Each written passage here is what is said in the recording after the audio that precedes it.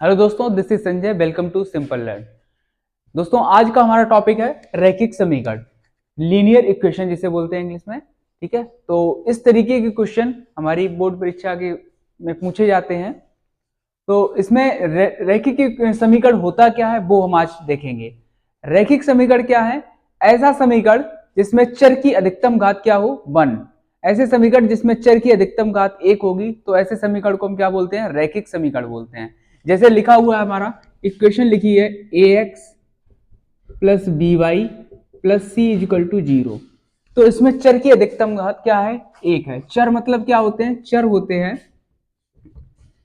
x, y, z dot dot dot, ये सब हमारे क्या होंगे? चर। अचर क्या होते हैं? 1 2 3 डॉट डॉट डॉट, ये हमारे क्या होंगे? अचर होते हैं। ठीक है, ये क्या होंगे? अचर होंगे। तो ऐसा समीकरण जिसमें चर की अधिकतम घात 1 हो तो हमारा क्या होगा? रैखिक समीकरण होगा। अब रैखिक समीकरण के चैप्टर से हमारे क्वेश्चन क्या क्या बनते हैं? रैखिक समीकरण के चैप्टर से क्वेश्चन बनेंगे कि दो लाइनें होंगी, दो लाइनों को हल करने पर उसके कितने हल बनेंगे? एक हल बनेगा, कोई हल नहीं बनेगा उनके बीच में, और या अनंत हल बनेंगे। इस तरीके के क्वेश्चन पूछे जाते हैं हमसे। जैसे हमने कहा, दो रेखाएं हैं a1x plus b1y plus c1 is equal to 0। दूसरी इक्वेशन है हमारी a2x plus b2y plus c2 is equal to 0। ये दो रेखाएं हैं।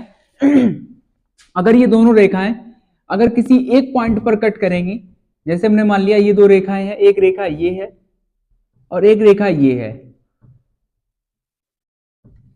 ठीक है, किसी एक पॉइंट पर ये कट कर रही है तो हम क्या बोलेंगे? इस रेखा के कितने हल होंगे? एक हल होगा,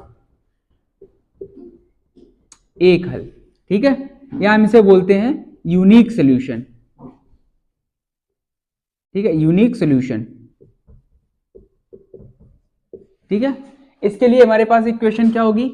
यूनिक सॉल्यूशन के लिए a1 upon a2 not equal b1 upon b2 not equal c1 upon c2।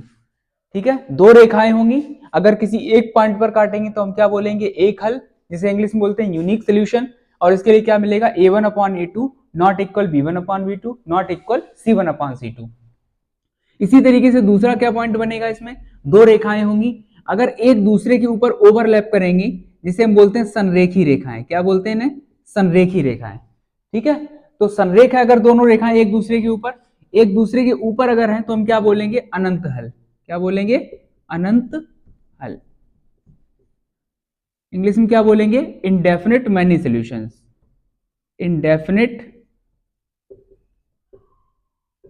Many solution. ठीक है, इंडेफिनिट मैनी सॉल्यूशंस। इसके लिए हमारे पास क्या मिलेगा?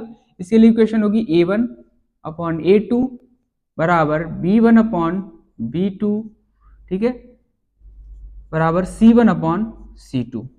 ठीक है, ये क्या होंगे? इंडेफिनिट मैनी सॉल्यूशंस होंगे। कोई हल नहीं होगा, थर्ड पॉइंट, कोई हल नहीं। तब के लिए क्या मिलेगा? दो रेखाएं होंगी, दोनों एक दूसरे के पैरेलल होंगी। ठीक है, तो हम क्या बोलेंगे? कोई हल नहीं, कोई हल नहीं, no solution.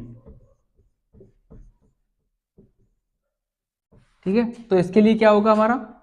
a1 upon a2 बराबर b1 upon b2 not equal c1 upon c2। तो इस तरीके से हमारे ये क्वेश्चन बनेंगे। ठीक है,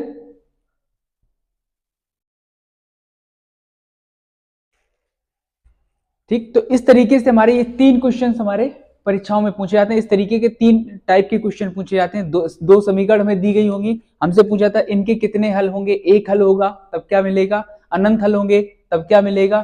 कोई हल नहीं तब क्या मिलेगा?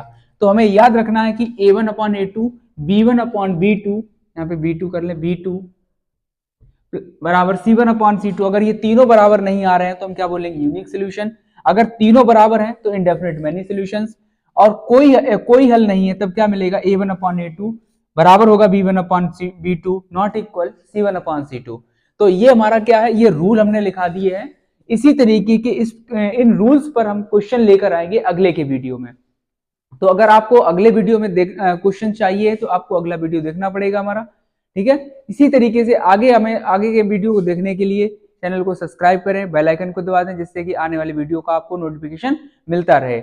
और हमें मोटिवेट करने के लिए आप बेल आइकन को दबा सकते हैं, लाइक बटन दबा सकते हैं, जिससे हमारा मोटिवेशन बना रहे और नए नए वीडियो हम लेकर आते रहें। धन्यवाद।